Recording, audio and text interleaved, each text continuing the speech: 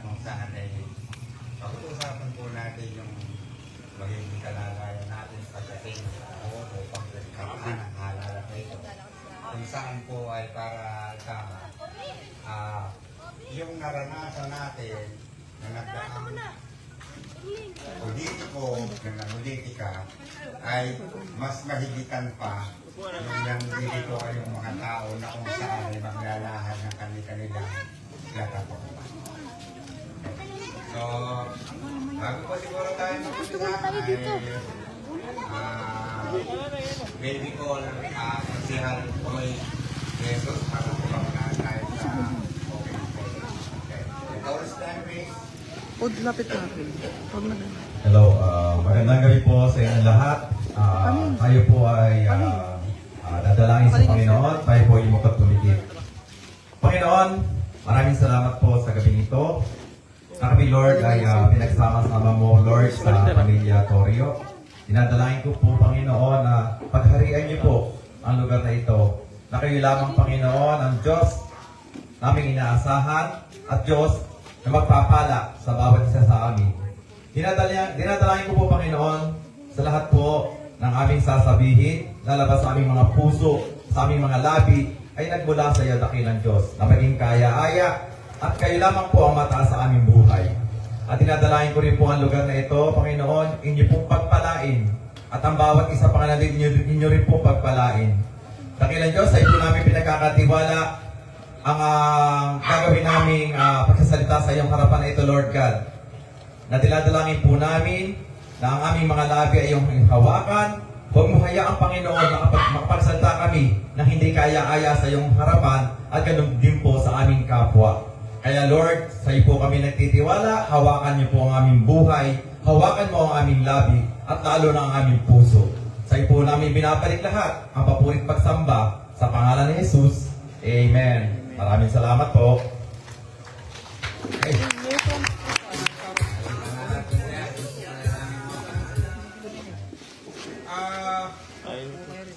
Bago ko po umpisahan, pakilala yung mga aspirante.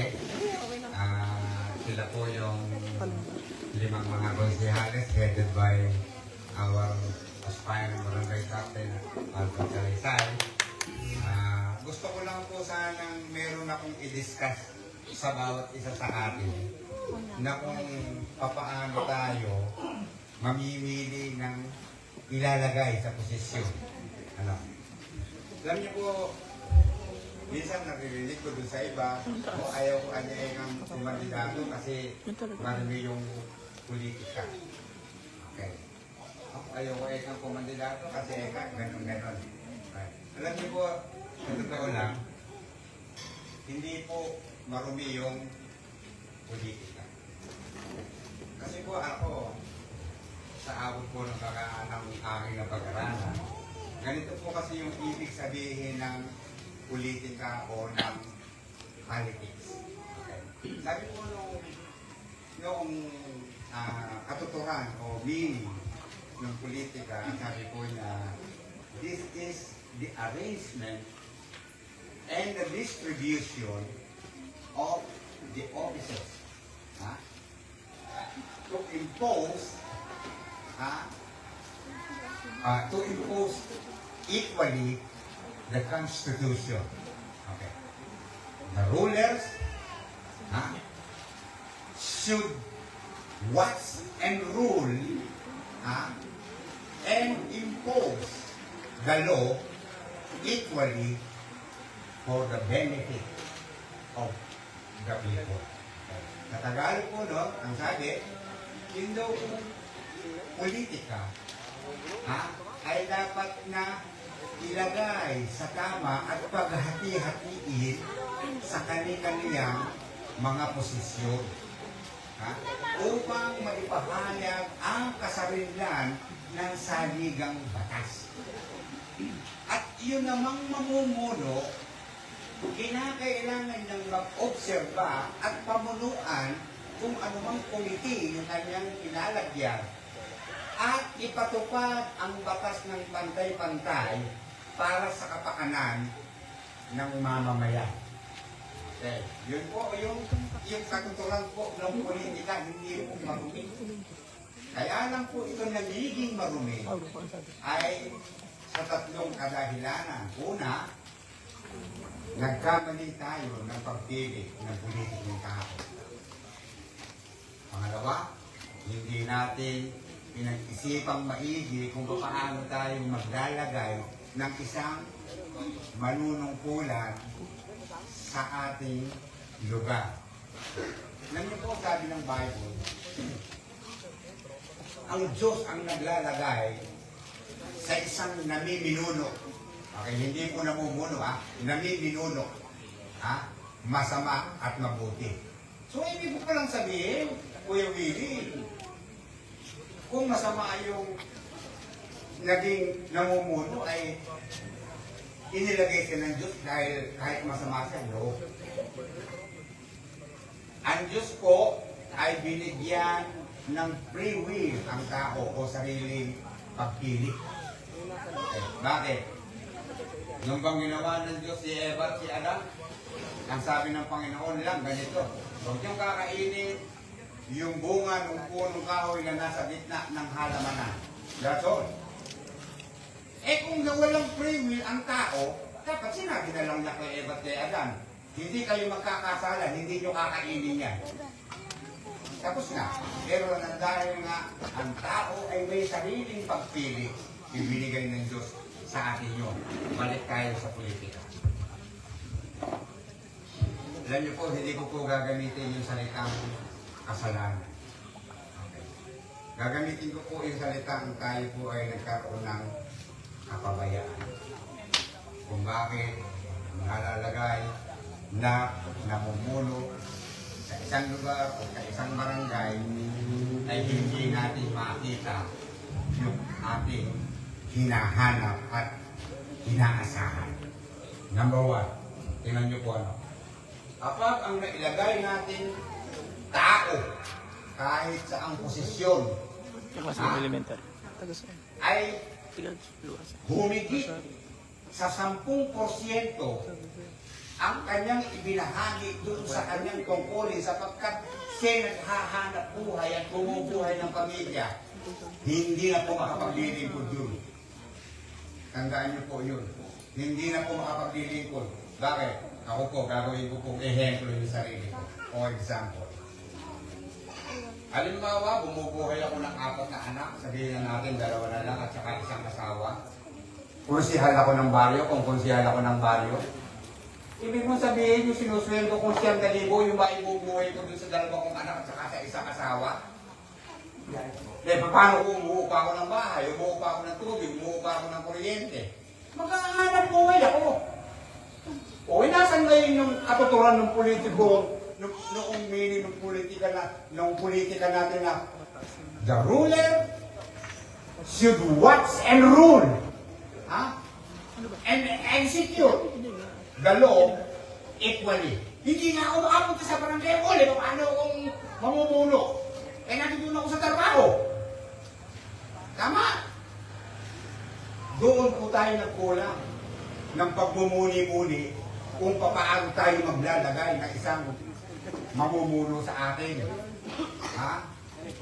Hindi, ito boboto ko kasi pinsang ko. Hindi, ito boboto ko kasi kumparin ko. Hindi, ito boboto ko kasi sikat. Maraming pera. Hindi ganun eh.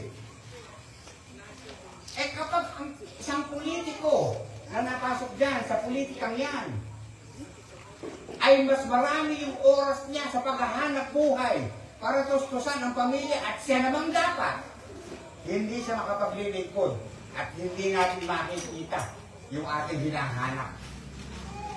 Eh nandun siya sa lansang para maghanap buhay. Eh dapat ay nandun siya sa barangay hall. Para matupad na yung sinasabi, should watch and rule and execute the law equally. Kaya nga po sa unang phrase, ang sabi doon ay arrangement and distribution of offices. Kasi merong committee ng agriculture, may committee ng education, may committee ng sport, may committee ng kung ano-ano. Ngayon, Siguro ang katanungan nyo, ako na lang magkakaroon ko example. Paano ka makakatupad yung figure ngayon ka na yan naman ay kakabuhayan yan? Paano ka matututusan yung kailangan namin sa Committee on Education? Kailangan naman ay kakabuhayan yan. Meron po! Ang era po ng ating barangay ay 5,300,000 sa isang taon. Ang 1,000,000 po ay 1,000. Alam ko kasi kung hindi 1,000, kaya hindi ko makikita sa inyo.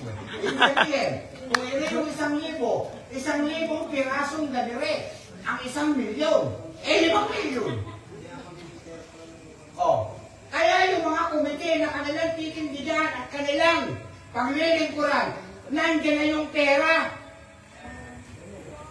I-execute na lang equally for the benefit of mankind, for the benefit of the people. Ang problema nga po paano halimbawa, example ko, si Kunsihal, paano niya ngayon maipapatupad yung naririnig ko doon sa jingle na, kalusugan? Ano kayo maibili ng metformin kung kayo may high blood? Namali nga tayo ng nailagay. Hindi man lang ngayon, ako na sa barangay hall na. Maikalang ko sa budget committee na. Hoy, Barabas! Kailangan ko ng 30,000 para mabigyan ko ng lawin ng isang kahong metformin. Kasi ba, pwede ba yung budget dyan? Bakit? Naghahanap buhay eh. Nanudusa ko sa ang...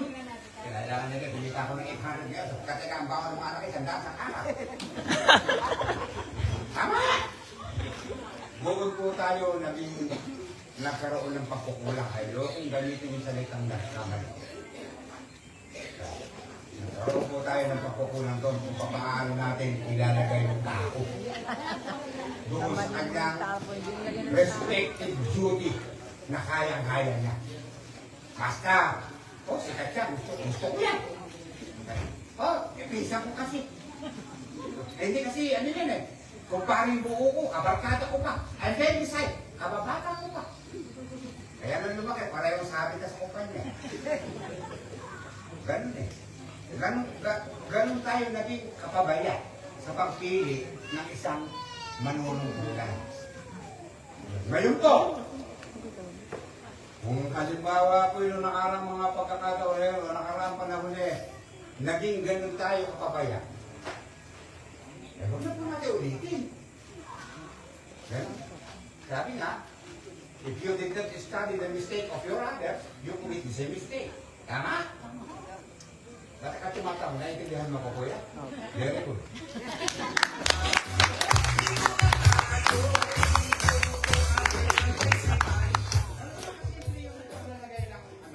Ng isang manunungkulan.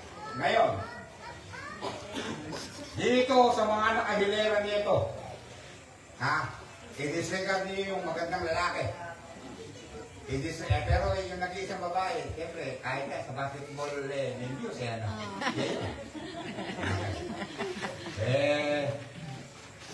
doon nyo makikita yung sinasabi ko sa inyo na sila ay karapat-dapat sa tungkulin nito.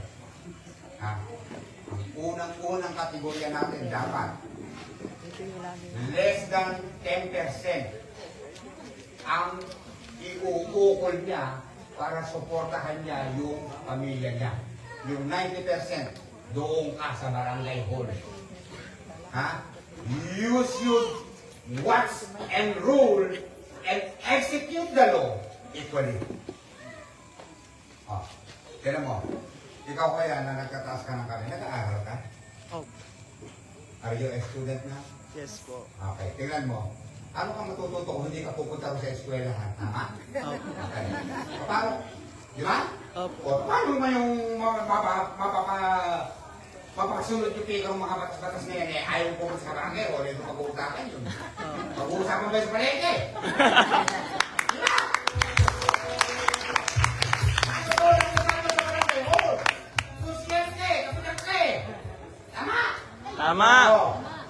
Kaya katulad mo, nag-aaral ka, pupunta ka sa eskwelahan, tuturuan ka ng teacher, tama? Opo, tama. Kaya lang, meron dalawang klase ng estudyante, kuya. Sabi nga, there are two kinds of student. The one who attend and the one who study. Yung uma-attend, sabi nga sa Kapampangan, muli na ako. Bakit? Bakit kami muli? Maranong pa. Medisan ng bakal. Sino nakaintindi ron? Kasi ikaw kayo maaga pa, yung sa buhay kayo baon eh. Hindi ka ron. Ganun eh. Ganun ang sistema eh. Hindi, ganun. Mag-aral ka. You should place yourself to the other side, the one who is studying. Ano, pagkaraan ng graduation, meron kang dini. Hindi yung, kaya nga ako nung nag-aral, palagi ako bagsak pag hinahanapan ako ng notebook ng aking teacher eh. Bakit? Kaya, where is your notebook? Sabi niya, ma'am, wala po akong notebook. Bakit? Hindi ko po inilagay, hindi po sa notebook. Ganun eh. Wala na, kasi mga classmates ko rin, pala ito, mga namatay na, kaya lang nakakilala sa akin dito.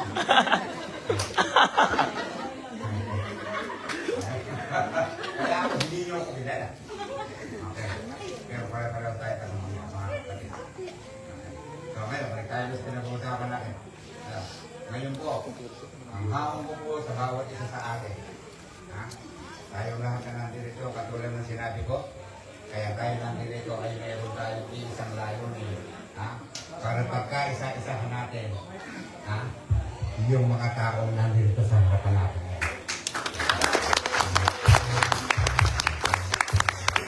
Ngayon, bago ko umpisahan, ipakilala sila ng isa't isa at mabigyan sila ng pagkakataon para magsalita dito. Meron po akong ibibigay sa inyong formula na kung paano tayo magpaparami ng boto. Yan po yung natutunan ko nung pinag-aaral ng kolehiyo. Tapos po, meron po akong subject na politika science. Okay? So, ganito po yan. Halimbawa si Kuya. Okay. Kaya, kata dito ka ba? Botante ka dito. Amen. Para tayo makarami ng boto, tayong lahat na nandirito, titiyakin ko naman sa inyo siguro naman sa mga babae, siguro marami kayong kachismisan. Okay. Sa mga lalaki, marami naman siguro kayong kailangan. Tama? Am I correct? Yes. Okay. Ngayon na ito, ano? Ikaw, kuya, kukumbinsi ka ng dalawa mong kainuman para madala mo ang boto sa mga ito. Ate, times 3 ka na. Di ba? Tayo naman mga ate. Harap tayo ng ating mga kachismis ang malapit sa atin dahil hindi tayo makakasya. Ganun din ang gagawin natin. Magiging times 3 tayo. Kanina noong hindi ganito karami, binilang ko to 55. Siguro ngayon, I think more or less mga 70 na tayo rito. Am I correct, sir, ma'am? Okay. Kung magiging times 3 tayo, 210 na tayo kakad rito. Na meron na silang botong 210. Tama? Gawin natin yun. Let's do that. Times 3. Totoo yung sinasabi ko, hindi mo pwede, wala kayong kachika-chika. Meron. Ako nga, nagawa ko na times 14 na ako 14, hindi 40. 1-4. Oh. Yung dalawang kaibigan ko, talagang pinanugpa ko sila sa harap ko. Kayo bang dalawa? Ay sasamahan niyo ako dito sa kandidatuhang ito. O weta, pati pamilya namin. Yung may isisiguraduhin namin sa iyo. Hindi ko na lang babangitin yung pangalan. Ganun ang gagawin natin para makarami tayo ng boto. Tama po ba yung opinion ko? Tama. Okay. Tama. At sana po, yung pala natin. Ha? Okay. Kaya na. Siyempre, huwag na pala. Mainit kayo, makagabihin tayo rito. May kode ko ako rin, kasi hindi ko naman alam kung paano mga ito. Ilalabas ko na yung kode ko. Bigyan mo din. Tawagin yung pangalan niyo, okay na. Okay na yun. Pangalan ko siya. Pangalan lang, huwag mo. Ito ko, sino unang natawagin, sino yung pangalawa, hanggang sa panlima. Siyempre, panghuli yung kapitan. Ano? Ito na. Pati pati yung mga pinagtapusan nila, ito, dito na naman natin ma-exercise. Ha? Yung sinabi natin yung meaning ng politics. Okay. So, ito po ang ating unang magsasalita rito. Ano mo kasi ito nirecited ako, kaya pang malapit, mas malinaw na ako. Ganun din ako. Kaya yung aking asawa, pinalala yun, para lumabo mata ko. Joke lang po yun, alam ko yung asawa ko, yung nakapula. Could you stand please, ma'am?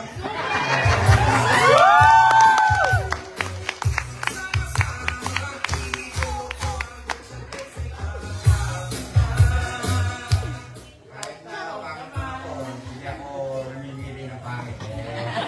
Mahirap yung asawa yung pangit, habang tinititigan niyo, para ka pinarurusan. Joke lang po yun.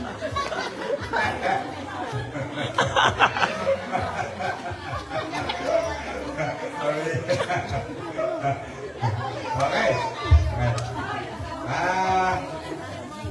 Ito po ang ating unang mariringgan ang kanyang panukala sa ayo po doon sa kanyang pagiging aspirante ng konsihal. Konsihal kasi babae. Ano?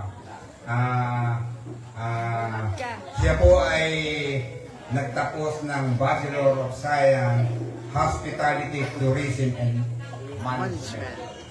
Tingnan niyo po ano. Now, bago ko ibigay yung pangalan niya, dito ko po patutunayan sa inyo na doon sa meaning ng politics na should arrange and determine Hi po, Roslyn Ginto sa sulok po. that you want to possess. Ito po, dalaga po ito. Paano maghahanap buhay ito? Oh. E di siyempre palagi, meron siyang oras doon sa barangay hall. Tama? Tama. Pagigihan niya kung saan sa committee na ilagay. Oh. Eh naririnig ko sa Ginger kanina. Sa health. Tapos, may edukasyon pa. Oh. Kaya madaming adikaan itong tao na. Ha? Kaya, yun ang palagi kong pinag-aaralan bago ako pumayag sa kanila na maging speaker ako. Sapagkat ako, hindi mo ako basta-basta makukuha ang speaker. Ha? Eh, isipin nyo, kinuha ko ng speaker, wala akong bayan.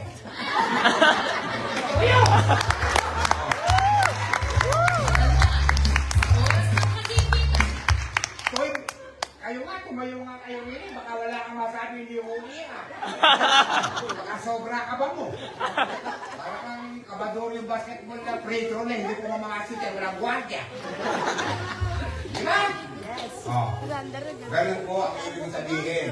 Kaya ako'y nakumbisi nila na maging speaker sapagkat pinag-aralan ko yung kanilang kalalagayan na sumasang-ayon doon sa katuturan yung salitang politics. Hindi nila kinailangan maghanap buhay. Kinailangan doon na sila sa barangay hall para kung anytime na pumunta tayo doon. O konsihala, kailangan po ng ganire. Uulitin ko sa inyo, yung budget nandyan na. 5,300,000 a year. Kada taong. Bakit kukuha natin yun? Bakit? Sabi, i-distribute nila ng tama. Sabi doon, God should execute equally for the benefit of the people. Tama? Tama. Ngayon, patutunayan nila ngayon yun. Pero hindi mangyayari yung pagpapatunay ngayon. Pag hindi natin sila binoto, paano mga kakarating na barangay hall yan? Hindi natin. Very good! Nakapit natin sa akin straight. Times 5. Times 10. Sabi ko na masyadong madami na no? Okay, umpisahan na natin. Tawagan na natin si Konsihala Ma'am Rosiel Gregorio de la Peña.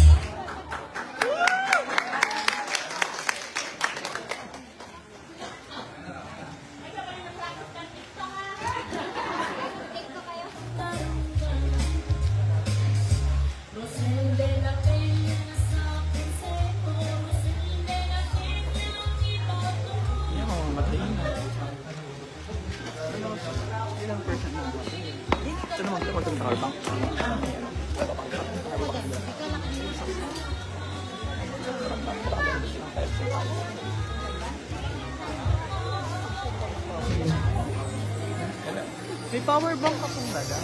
Power bank. Magandang gabi po sa ating lahat.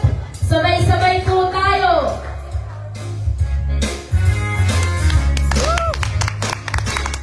Magbabago ng konseho, dapat sa puso makatao. Gabata ang may prinsipyo, maglilingkod dapat sa inyo. Buong puso na damayan, hindi kayo iiwanan. Kababaihan, kabataan, katandaan, magkaisa. Rosel de la Peña sa konseho, Rosel de la Peña mi boto. Mga Diyos at makatao, maglilingkod dapat sa inyo.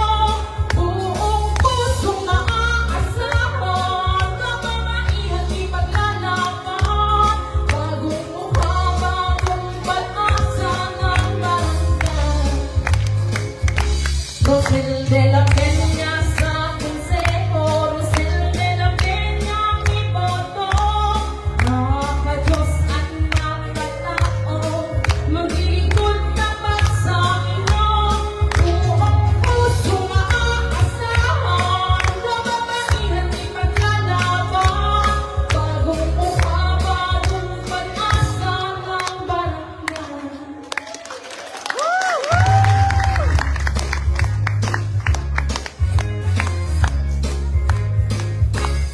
Ihadal na sa konseho, Rosel de la Peña tayo. Baka man sa paningin nyo, dapat sa puso ang dalido. Karapatan ng kababaihan, scholarship ng kabataan, medisina ng katandaan, lahat yan ipaglalaban. Rosel de la Peña sa konseho, Rosel de la Peña mi boto. Mga Diyos at makatao, siya ang magiging ambulansya nyo. Kakapay sa mga kailangan, pati mga may karamdaman. Bagong mukha, bagong pag-asa ng barangay. Rosel de la Peña sa konseho, Rosel de la Peña mi boto. Mga Diyos at makatao, siya ang magiging ambulansya nyo. Kakapay sa mga kailangan, pati mga may karamdaman. Bagong mukha, bagong pag-asa ng barangay. Bagong mukha, bagong pag-asa ng barangay. Team Albert sa Liza Taro para kapitan. Rosel de la Peña sa konseho, aking ihalal. Jose Gregorio de la Peña para Kagawad.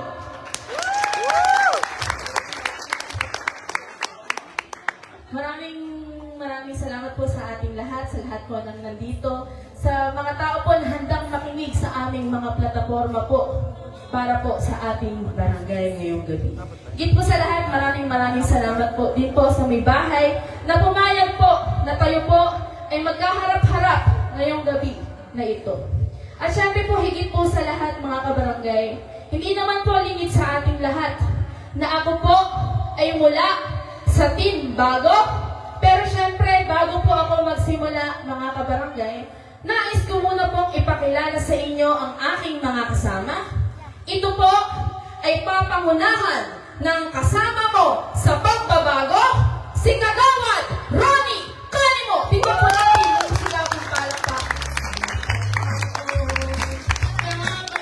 Baka naman po na ating kagawad, syempre ang gwapong-gwapong kagawad. Ating kagawad na walang bisyo. Ang bisyo lamang ay magserbisyo. Si Kagawad Roy De Jesus.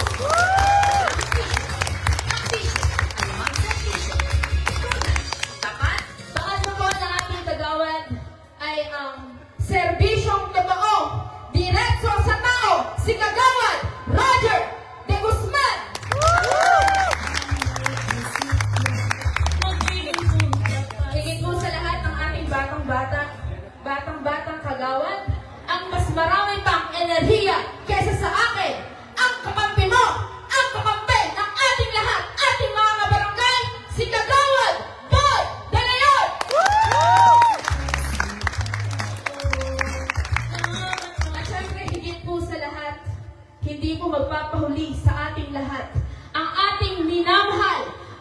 ginagalang, ang gwapong-gwapo, at syempre, higit sa lahat, ang batang-batang kapitan, si Kapitan Albert Salaysay! Ikaw po ba?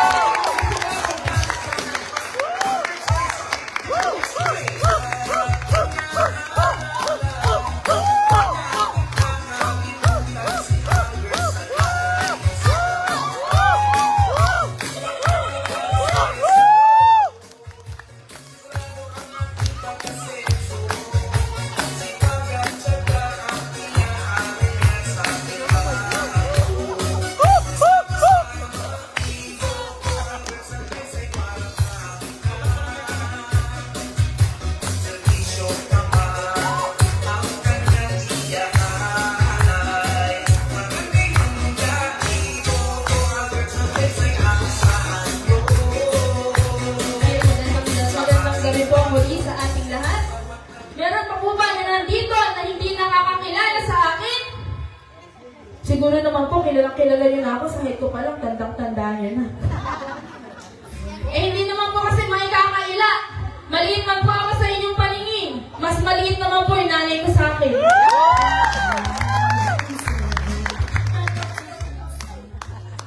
Mga kabarangay, ako po ay magpapakilala sa aking sarili. Muli, ako po ay mula sa Timbago, bagong mukha, bagong pag-asa, para sa mga bagong mangga. Bangon na, mga kabarangay! Ako po, mga kabarangay, ay si Rosel Gregorio de la Peña, nagtapos ng kursong Bachelor of Science in Hospitality and Tourism Management sa Baliwag Polytechnic College taong 2021 at 2022. Ako po ay apo ni During Gregorio at nasirang Pascual Salaysay Gregorio at anak naman po ni Nene at nasirang Tingala kung tawagin. Sa apat po na sulok na pag-iikot ko sa ating barangay, kapag sinabi ko po, anak po ako ni Tingala, ay, kilala ko yan. Kilala ko yan. Bakit po ba nakilalang Tingala ang aking ama? Kasi po, nakatingala. Ngayon po, meron naman po akong katanungan sa inyo mga kabarangay. Bilang ako po ay isang anak ni Tingala, ako din po ba ay nakatingala, mga kabarangay? Buti na lamang po at hindi. Ayoko naman po kasing tawaging little Tingala o Tingala girl. Sabi ko nga po kanina mga kabarangay, maliit man po ako sa inyong paningin, pagkus mas maliit naman po ang nanay ko sa akin. Pero minsan po mga kabarangay, pupunta po sa aking mga kaibigan ko. Maghaharap-harap po kami, kakain po kami, bubulong pa sa akin. Sasabihin po, Mare, Bessie, cute ng nanay mo.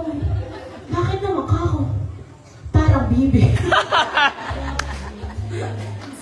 Kasi po, bakit mo nasabi bibi? Malaki daw po kasi yung puwit. Maliit man daw po kasi bumawi naman sa puwit.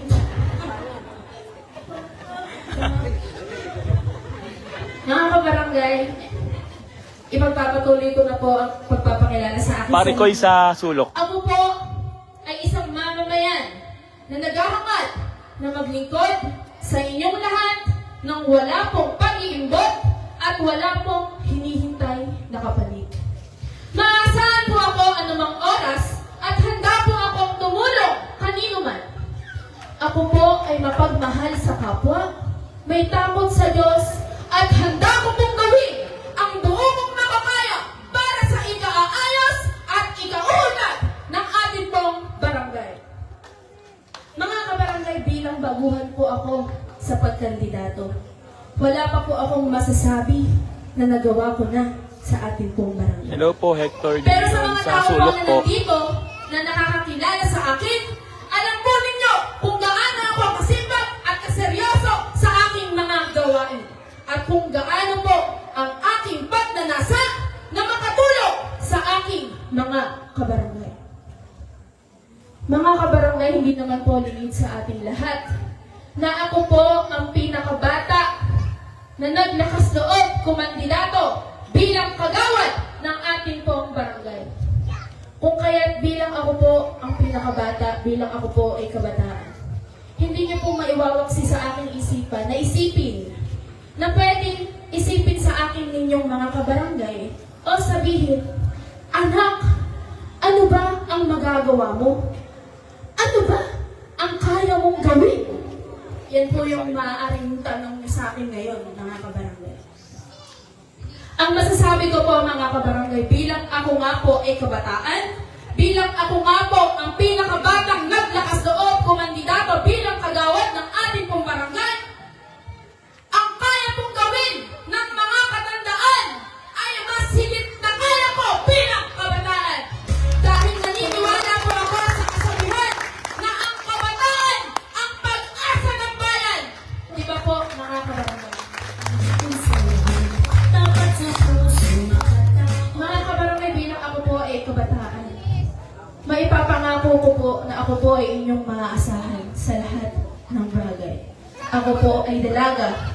Ako po ay walang obligasyon na pamilya, na anak, na mas dapat unahin kesa sa paglilingkod sa inyo aking mga kabarangay. Ang akin lamang pong mithiin ay makatulong, mapaunlad at mapanatili ang kapayapaan at kaayusan ng ating pong barangay. Ang akin lamang pong ninanais ay makatulong sa inyong lahat at ipatupad ang pangarap ko na ipaglaban ang karapatan ninyong mamamayan dito po sa ating barangay na nasasakupan. Nais ko lamang po mga kabarangay na ilatag po sa inyong lahat ang aking plataforma na ipapatupad at isusulong at ang aking pangarap para sa inyo aking mga kabarangay.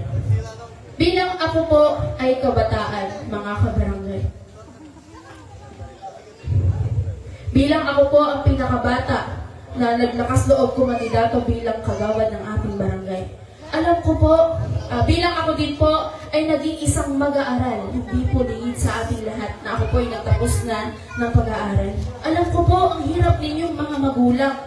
Mapag-aral niyo lamang po kami na inyong mga anak. Kung kaya't ako po bilang kabataan na nagulat ng inyong mata upang ipatupad ang pangarap kong scholarship program sa mga kabataan na nag-aaral dito sa ating barangay na nasasakupan. Ito po ay aking isusulong at ipapatupad sa oras po na ako po ay bigyan nyo ng pagkakataon bilang kagawad ng ating pong barangay. Pangalawa po mga kabarangay, ako po ang batang-bata na magiging ambulansya ninyong lahat. Ako po ang magiging ambulansya ng barangay na sa oras po ng inyong pagipitan, sinisigurado ko na ako po ay inyong tawagin lamang at sa oras po ng inyong pagipitan, kayo po ay aking sasamahan. Ito po ay aking pangarap na matupad sa ating barangay o itataguyod na maisagawa dito po sa ating barangay na kapag may karamdaman ka, dapat prioridad ka!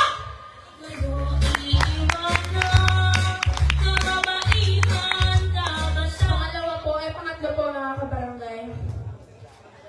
Sa apat po na sulok ng ating barangay ay papalagyan ko po ng pangalan. Ngayon, ano po ba ang pangalan na ibig kong sabihin sa inyong lahat? Ang magkaroon po ng Sitio 1, Sitio 2, at Sitio 3, at syempre mga street sa ating pong barangay. Hindi naman po lingid sa ating lahat na tayo naman pong barangay ay wala naman pong talagang pangalan. Ako po ay 24 taong gulang na. Sa akin pong pag-iikot sa ating barangay ay wala po akong nakita. At ngayon ko lang po masasabi na, doon pala'y sulok. Eto pala'y hulog. Eto pala'y tabing sapat.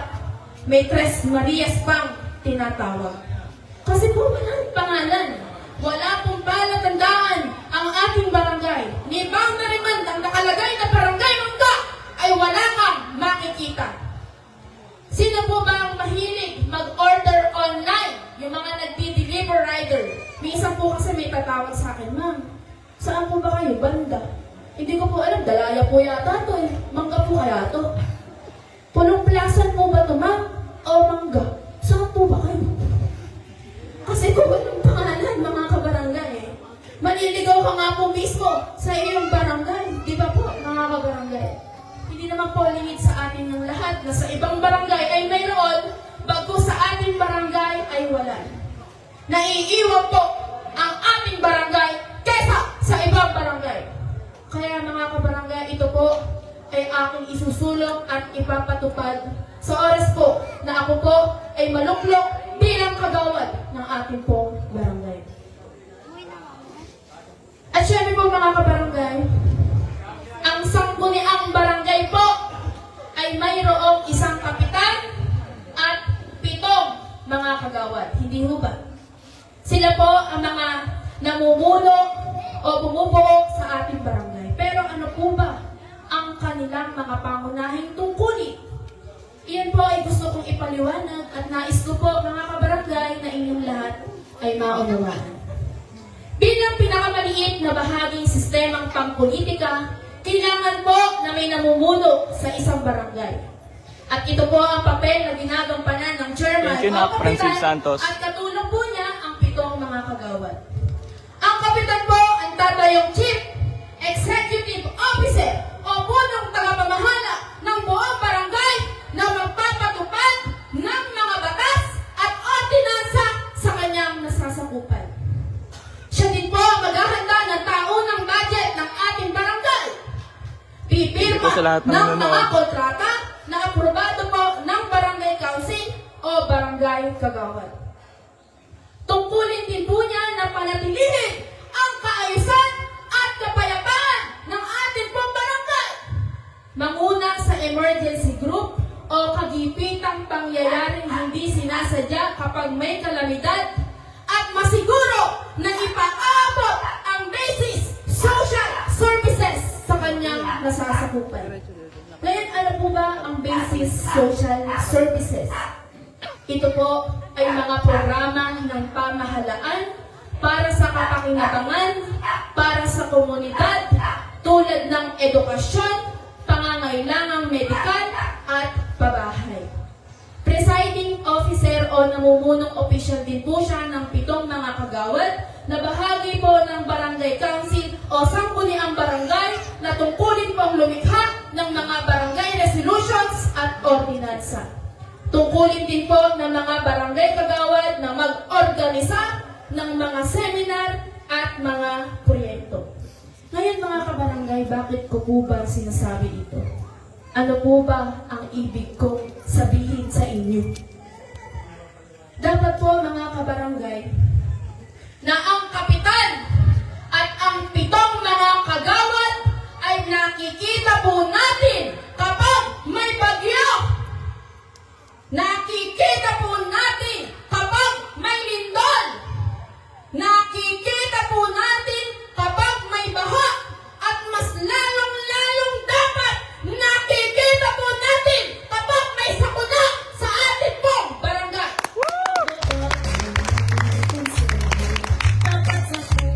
Pero si Kapitan Albert po, mga kabarangay, hindi po lingid sa ating lahat na siya po ay naglingkod sa atin ng 9 na taon bilang kagawad ng ating barangay.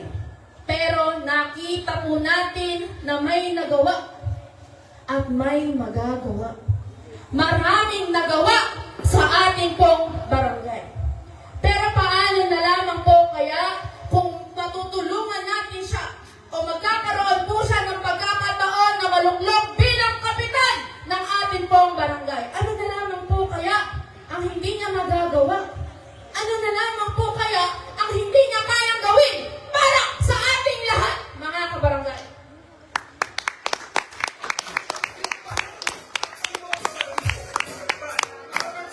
Mga kabarangay, sana po naunawaan niyo po ang ibig kong sabihin. Nandito po ako sa inyong harapan ngayong gabi. Sana po tulungan niyo po kami.